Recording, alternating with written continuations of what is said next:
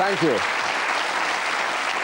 Thank you very much and good evening. I hope you've had a good week. In our house, we've spent the entire time sniffing and dabbing at little red eyes. Not because of a family crisis, because of hay fever. Must be the earliest on record. I think I'm going to be made the tissue industry's Man of the Year. Thought you'd like to know that. The rest of the show is even more interesting. I plan to welcome a rock star who's been there, didn't like it, and came back again several times, the fabulous Joe Cocker. One of our most versatile actresses, equally convincing as Sybil Fawlty or Queen Elizabeth II, Prunella Scales. And first out of the trap is one of those people who make you wonder if there's anyone who went to Cambridge University and didn't join the Footlights group and become a star. He did, and he's been frantically busy ever since, writing and starring in countless comedy shows, including ITV's award-winning sitcom That's Love, and a series of eccentric TV ads for a certain lager. You know his face, and if you've been watching That's Love, his bottom will be familiar too. More of that later. Here's how we first meet him. Hello, Mr. and Mrs. Redfern. Yes. Hello, I'm really pleased to meet you. Hi, I'm your counsellor. Excuse me. Right, well, my name is Tristan, Tristan Beasley. Now, that's Tristan with an A-N on the end, as in Tristan and Isolde, okay, and not an R-A-M, as in Tristram Shandy, all right? I love that story, don't you? Well, I'm not such a fan of Lawrence Stern, no. No, I mean the love story. Tristan and Isolde, the opera. Oh, so it's beautiful, yes. I mean, the tremendous breadth and power of Wagner. It's astonishing to hear so much naked emotion in music. Well, outside of Tchaikovsky or Mahler, of course. But then, having said that, Wagner's talent is so much more virile than his. Well, I suppose naturally. I don't know, it just thrills you right through, doesn't it? Yeah. Oh, sorry, I guess I'm just biased because I was named after the opera. No, it's very natural. I'm Donald, as in duck. Welcome to Tony Slattery.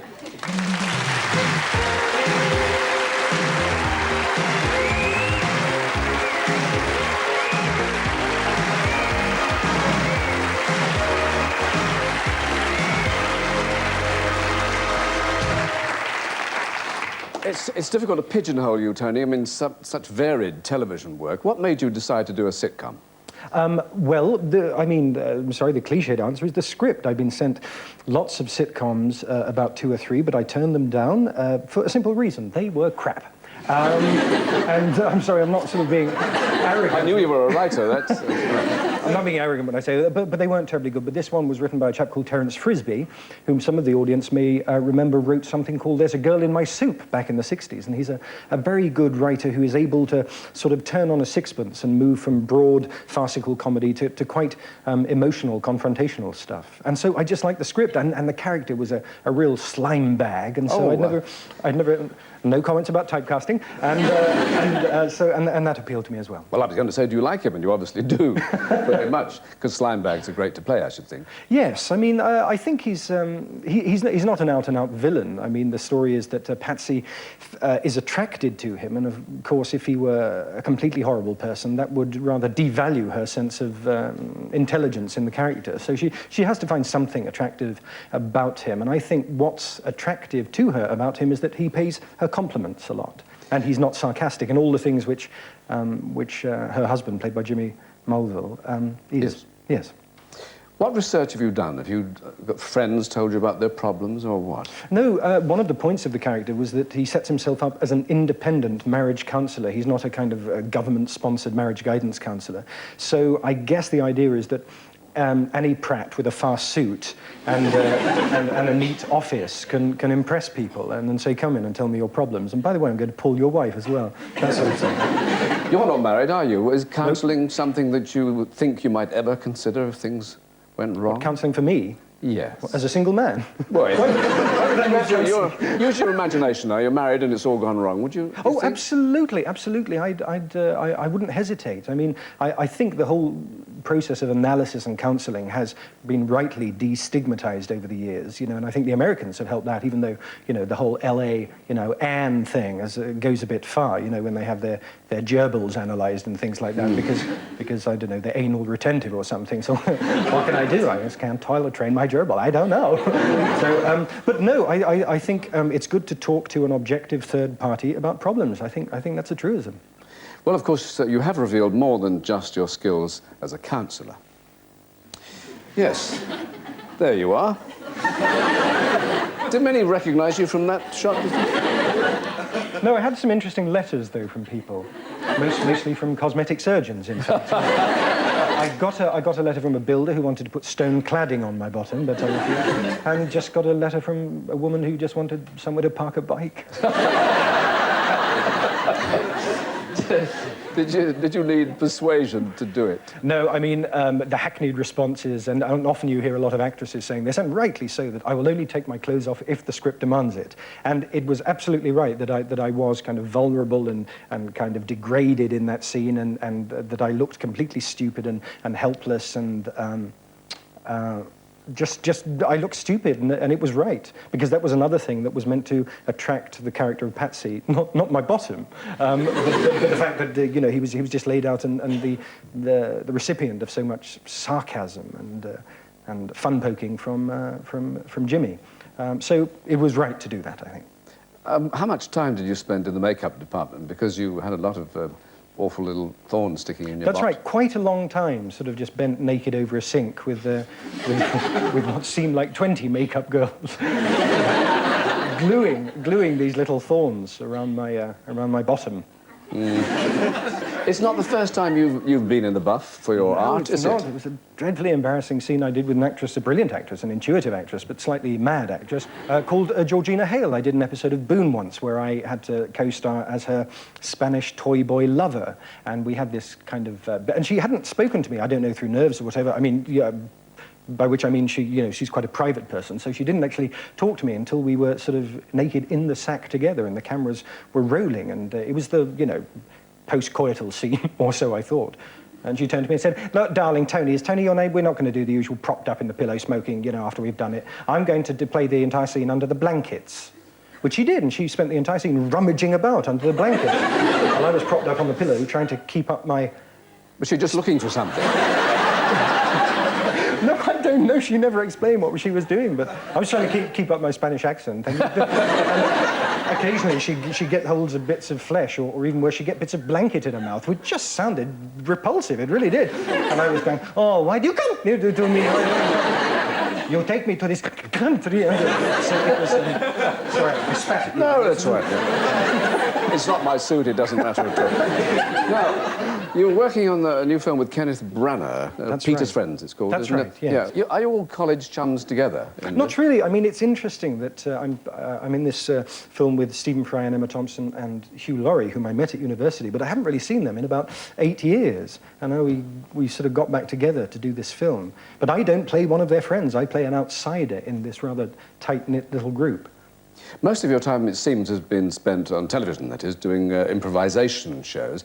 But do you find yourself going off the script and irritating the director? No. I think certainly with, in the case of Ken, who's very disciplinarian, he's very strict, he will allow a certain amount of improvisation, but if the writers have taken the time and used their skill to write a very good line, whether it's a joke line or a very serious line, then, I think it's important to stick to it. There's no point, especially if you can't improve on it. You have, of course, annoyed one or two directors when you were a fearless film critic.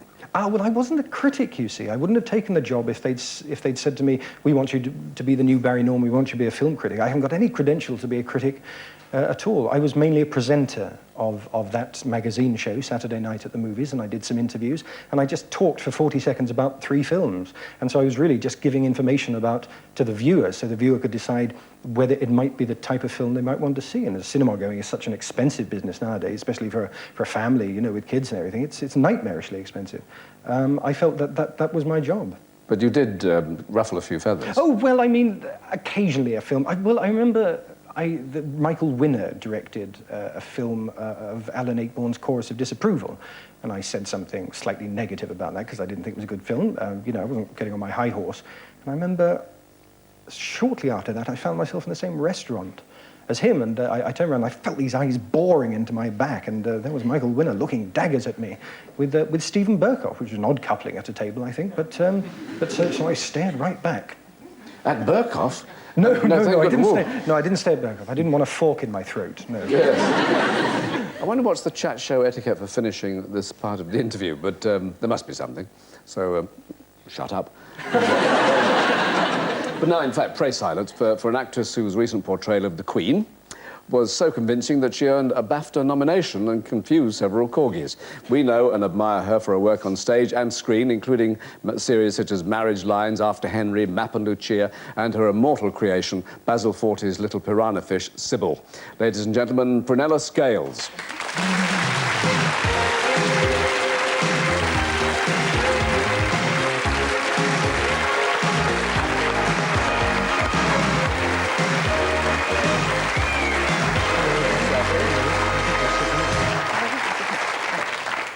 I love the ensemble. The trousers are stunning. Aren't they good? I know. Yes. Rupert's friend Edward Trunk wears trousers like that. No, it's not. It's Algie, the pug. Sorry, I'm just wandering again. Congratulations on your BAFTA nomination. And has there been a reaction from the palace on your portrayal? Not as far as I know, no. Oh, that's disappointing. But you haven't heard that there is displeasure? No, there hasn't been any objection. I mean, I ascertained before we did it at the National Theatre that it was legal. And that's about all you can do, really. I don't think Alan Bennett ever wanted the Royal Seal of Approval, because the sort of blasphemy factor would have been eliminated. Well, let us have a look at what everyone has been talking about. It's true that none of them quite capture you, ma'am. Oh, I hope not. I don't think one wants to be captured, does one? Not entirely, anyway. Portrait painters tend to regard faces as not very still lives.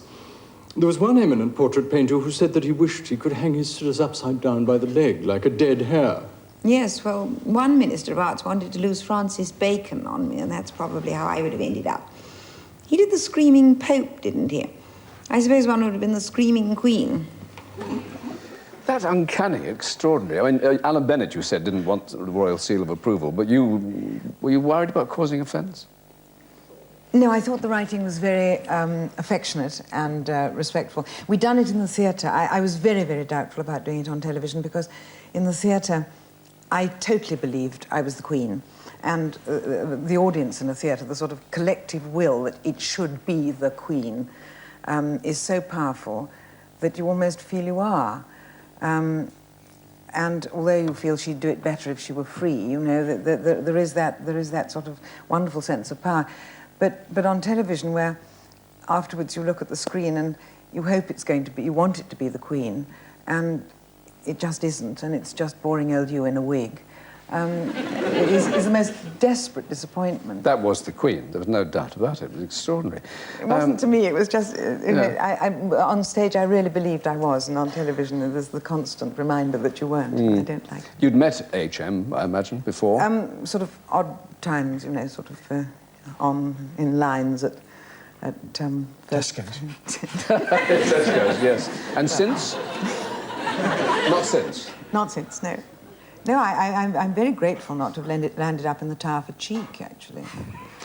Was there a certain part of her style that you seized on first? I mean, somebody I know who calls on her occasionally well, he calls anyway, he said that it was the handbag that he said was so accurate. The angle of the handbag, you had absolutely right. Really?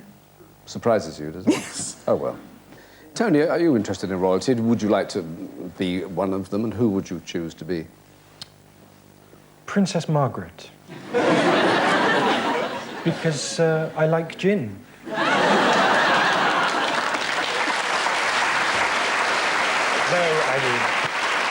No, I don't even know whether Princess Margaret drinks gin, but I expect she does. No, I think they have a tough time.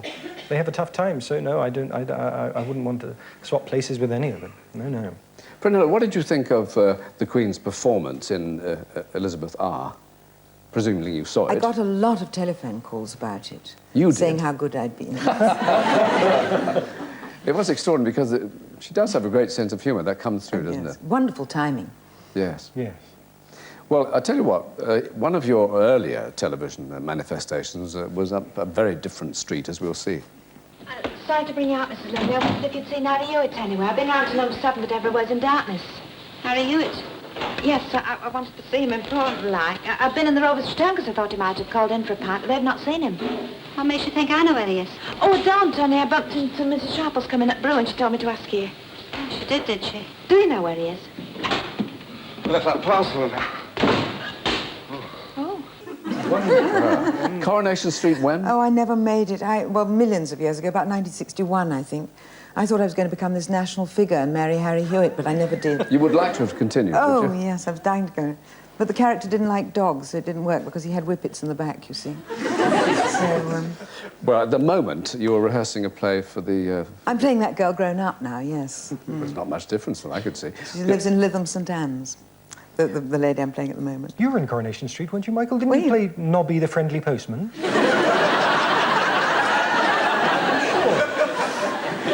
Yes, there's a depraved look. Yes.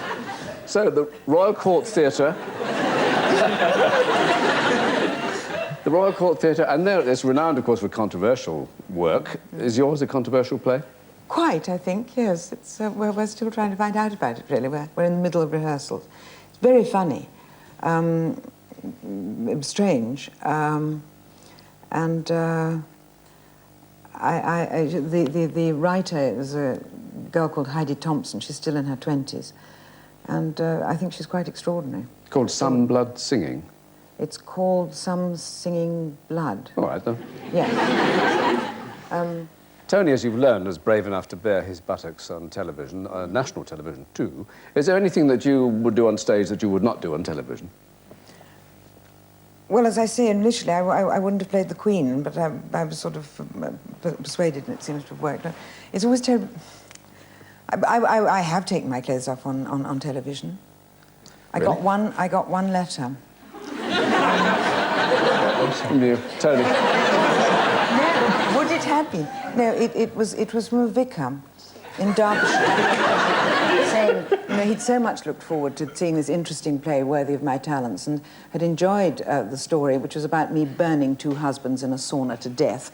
I'd enjoyed the play very much until it came to the, quote, so-called nude scene when he and his wife had been so disgusted they'd had to switch off. And I wrote him a very pompous letter saying, I'm sorry, he watched with equanimity while I burned my husband, 2 husbands to death, but that when I responded in a natural way to a kindly lover, he'd been so disgusted he'd had to switch off, and thought no more about it until I met Eileen Atkins about two weeks later and said, have you ever taken your clothes off in a play on television? She said, yes, only once. I said, did you get any letters? And she said, yes, I got one from this vicar in Derbyshire. Yes. So he obviously sits there waiting for actresses to take their clothes off and then writes saying yours truly disgusted. Didn't ask for a life-sized photograph as well, did he? They often do that, I've been told. Now, of course, your most famous screen husband is the long-suffering Basil Fawlty. You said you'd go. It didn't sound well. I said I might. I've got to do the accounts tonight. You don't have to do the accounts tonight. I do. Always the same. Whenever I want to go out, you've always got some excuse. It's not an excuse. It's just that tonight, It's not just tonight. It's any night I want to go out with any of my friends, anyone at all, any other members of the human race. Yes, well, I wouldn't want to share it with members of the human race. Cooped up in this hotel all day long. You never take me out. The only bit of life I get is when I get away with some of my friends. Well, you must get away more often, dear. They all think you're peculiar. You know that, don't you? All said at one time or another, how on earth did the 2 of us ever get together? Black magic, my mother says. Well, she'd know, wouldn't she? Did you ever feel sorry for Basil? What, me or? Yeah, did you think that she was particularly horrible? No, I'm sorry for her. She's this heroine. Poor woman. I think she takes heroin. There's difference. Married to this lunatic. She's a saint. Now, but John has admitted that he based Basil Fawlty on some hotelier in Bath or somewhere like that. Was Sybil a creation based on some living creature? Yes, she was based on a lady I met when I was 7. My father was in the Second World War. He joined up again, you know, in the Pioneer Corps, and he came on leave. And as a treat, my parents went to the seaside hotel in the village we were evacuated to, so that my mum wouldn't have to do any washing up during my father's leave. And this lady who ran it used to bend over the table and say, "Do you find that tasty, Major? Is that to your liking, Major?" You know, she had this special manner with the guests, and my dad, who had, you know, sort of got to be a major in the Pioneer Corps in the Second World War at the age of 45, you know, and then she used to treat him like a general, you know, and it was this very special manner she had with the guests. Ingratiating. And her nails, her red painted nails that obviously never... And you remember that from the age of 7? Yes, I suppose Extraordinary. so. Well, it just goes in, doesn't it? Yeah. Marvellous. And you've left us with that catchphrase, "Oh, I know."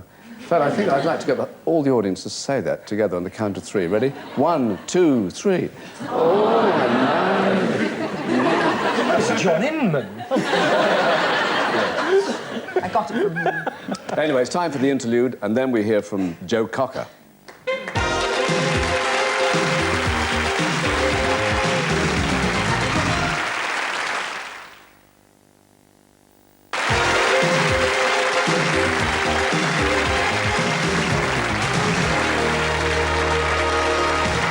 Welcome back.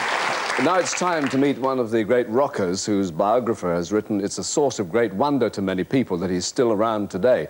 Certainly, he's not always treated his young body too kindly, and his career has known soaring heights and almost bottomless depths.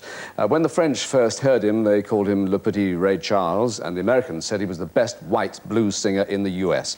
Actually, he's from Sheffield, and now he's back to where he belongs with a world tour and his new album. Welcome, Joe Cocker.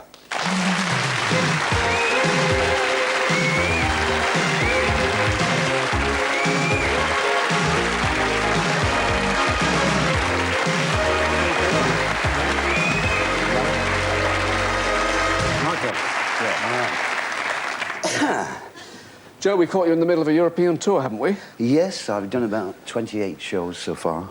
Exhausting? I better not be. I've got about 70 more to go before we have a break, I think. And what sort of reception have you been getting? Tremendous. I mean, I have a great following in Germany, and we just did about 24 shows there, and we sold them all out. So, really, it's great.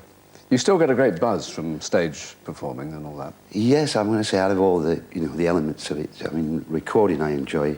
I don't like making videos too much, but the stage, I do get a buzz still from the stage. Because when you first started, you had a day job as a gas fitter, didn't you? Yes, from being about 16 to 21. I wasn't very good at it, though, I'm afraid. But you did do the tour together for a while? I did the pubs in the evening, yeah. I mean, they were great times when I look back, yeah. Yeah, I'm sure. What odd jobs, Tony, have you done? Odd? I think the worst job I ever had was in the year between university and between school and university, when I spent 9 months in this dreadful government quango called the Hotel and Catering Industry Training Board. I was there for 9 months. I left. I didn't know what it was about after 9 months. I didn't know what they did. I think the European Court of Human Rights shut it down because it was so criminally boring, I think. It's dreadful. And have you ever considered an alternative job? Yes, I was out of work for 3 months once, and I went to work on a margarine research project for Which magazine. We packed margarine in anonymous packets in the basement at the office building, and then I drove around delivering them to housewives to experiment. Oh, yes, and they did experiment. Last Tango in Paris. Oh, yes. Well, I'm glad I asked. Now, in the 60s, you were playing in the Sheffield with groups like the Rolling Stones, and your girlfriend, I read, had a right go at Mick Jagger. Is that true? Actually, Eileen, yes, she did have a go, which sort of embarrassed me a little. I think she just told him he was a big-headed sod or something like that, which wasn't very nice, really, but... And how did he take that? I forget now. He just sort of, you know, with that London accent of his, you know, all right, you know, sort of... Oh, just like that. Yeah. Your first hit was with a little help from my friends, and we're just going to refresh our memory of this. Nice. What would you do if I sang out of tune? Would you stand up and walk out on me? Lend me your ears and I'll sing you a song. I will try not to sing out of key. Oh, baby. Oh, that means my brother.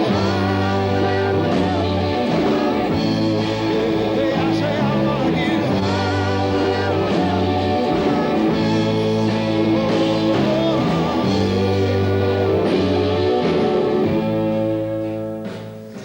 That was 1968. Always wasn't it? obsessed me to see all that hair, you know. Well, it was 1968. I mean, you've got to give yourself a chance. That's rare footage. Do you remember that? I think it was Top of the Pops, to be honest, Michael, that particular version. Because a lot of that probably you wouldn't remember at that time of your life. Well, in the 70s, I got a little out there, I must admit, the early 70s, yeah. Well, that song was originally a Beatles tune, of course, as the world knows, but you made it your own. Do you still do it regularly at gigs? Yes, I used to always end the set with it, but I mean, a few years ago, about 5 or 6 years, we did a show in Italy, and I wasn't feeling too hot that night, and so I said to the band, we'll skip it tonight, and the audience set fire to the stage, you know, broke up all the amps, so I make sure I always do it these days, yeah. Well, it's great stuff. Do you have a musical talent, Prunella? Nothing? Useful choral soprano. Have you done a musical, Tony? Yes, I did Me and My Girl for a year in the West End. I played Gerald in it, and I haven't got a trained voice or anything, but it's surprising what fear can do if you've got 4 weeks. You've got 4 weeks and you need to learn that tap dance. You know, you can sell it even though your feet aren't doing the right thing. So the old eyes and teeth cliche. But no, hang on, Michael. You see, because I read somewhere that you are going to be in a musical. Is that right? It's going to be an all-naked version of Thomas the Tank Engine. You've got a thing about trains. But are you going to be in one? Because I did read. There was an invitation to discuss some stage work. Anyway, soon... Joe, soon after your early success, you went off and played at the Woodstock Festival. I mean, that's a fabulous date, isn't it? What was it like? Really? Because, well, that was with the Grease Band, and we'd done like a year of touring in the States, and I'd played to 70,000 people in Atlanta, which was like, you know, after playing pubs, it seemed like an enormous crowd. But we got the vibe, you know, when we got near New York, that something really big was coming up, you know. And I remember we were helicoptered in, and it was just mind-blowing to see this enormous crowd. And it was very hard, you know, to get, when I was actually performing, like we only did like about an hour and 15 minutes. And like the first hour, it was so hard just to get everyone's focus, you know.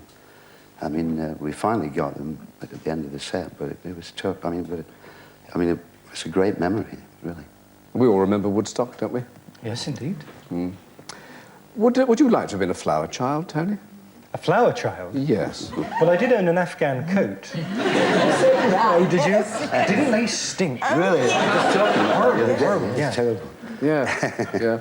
Well, after your mad success, I mean, great success with Mad Dogs and Englishmen, the group you had, you did terribly well in 1970. Then you went back to Sheffield, and back to your mum and dad, in fact, for well over a year.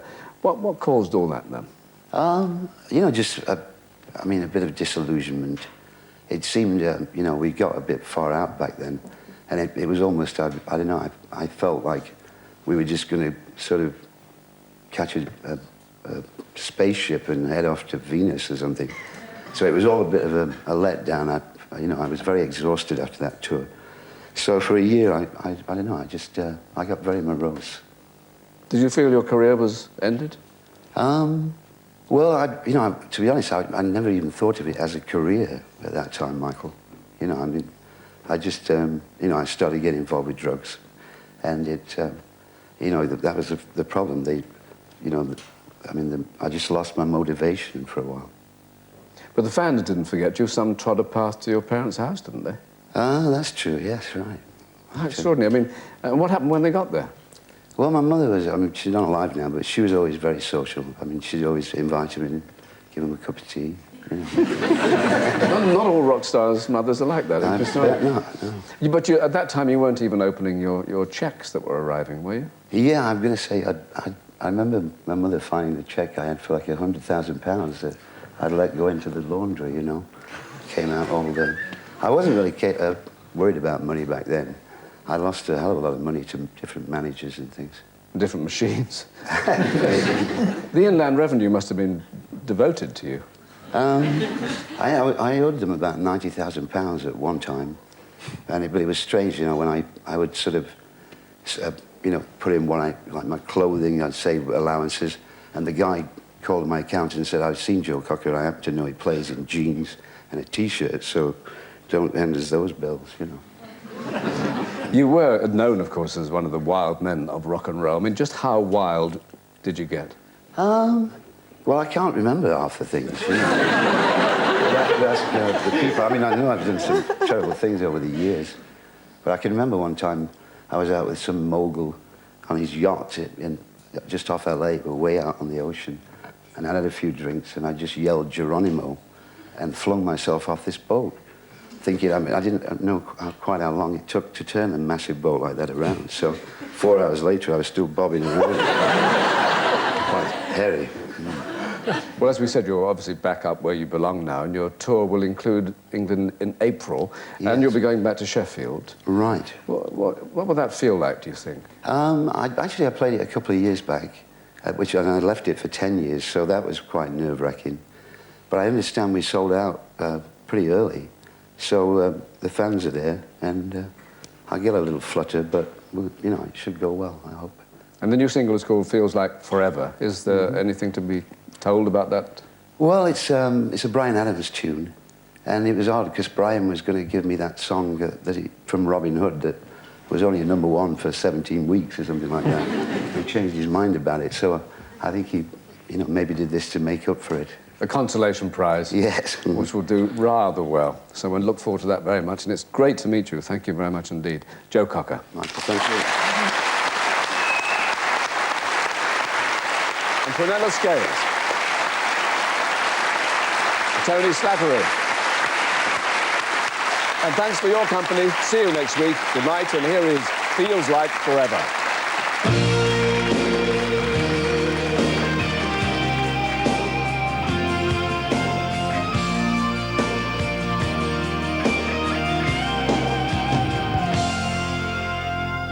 Saw you. That was all I had to see. Wanted you. Had to have you next to me. From that moment, I knew that you'd be all I'd ever need. And there's a place inside my heart nobody's touched before. And when I found you, I found all that I've been searching for. You turned my world around. All I know, yes, it feels like forever. All I know is I love the way she feels. All I see is how good we are together. And I never want to see you slip away. I'll never let you go. It's all I know. Hold me. Love is here for us to make. Stay with me. Let's put our hearts in the hand of fate. Time will tell us if what we got was worth the wait. And there's a fire that's been burning deep inside of me. And I don't need nobody else, 'cause now you're here with me. You turn my world around. All I know, yes, it feels like forever. All I know is I love the way it feels. All I see is how good we are together. And I never want to see you slip away. I'll never let you go. It's all I know. I might have never met you in another time or place. Now I never can forget you. I can never walk away. It's all I know.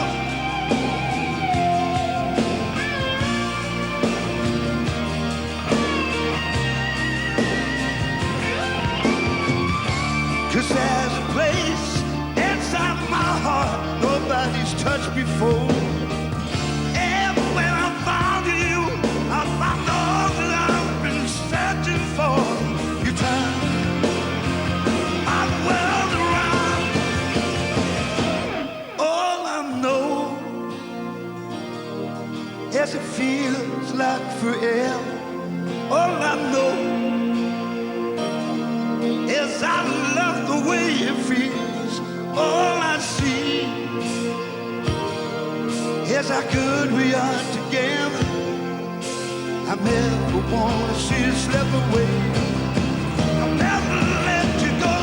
That's all I know. It feels like forever.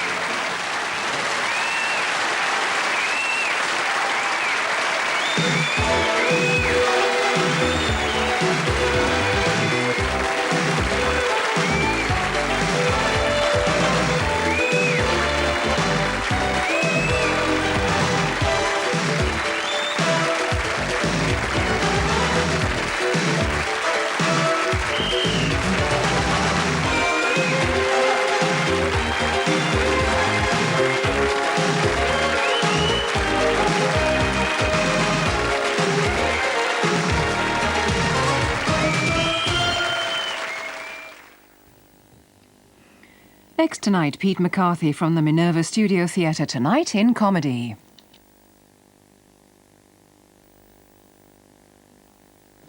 Before brushing my teeth this morning, I used this new ActiBrush stuff from Colgate. It starts fighting plaque straight away. And thanks to its active agent, the effects are still working against plaque 12 hours later. Talking of which, it's time I used it again. Colgate ActiBrush, a longer-lasting way to attack plaque. Keeps going for 12 hours. This week, the Sunday Express makes life easier for you with exclusive guides to the best places to shop, to eat, and to relax at your favourite holiday destinations. Plus our 40-something survey into midlife crisis, which shows there is hope and happiness after 40. It's all in this week's Sunday Express. The Sunday Express. This old house could use new sparkle on this glass to keep it clear. Unique Sparkle Glass Cleaning Spray Foam. Minimum effort, maximum sparkle. At 11:25, our nighttime programmes begin with Tour of Duty, a drama about the traumatic lives of a group of US soldiers during the Vietnam War. Then at 12:30, Passengers offers an alternative guide to Istanbul. Now, though, it's time for Pete McCarthy tonight in comedy.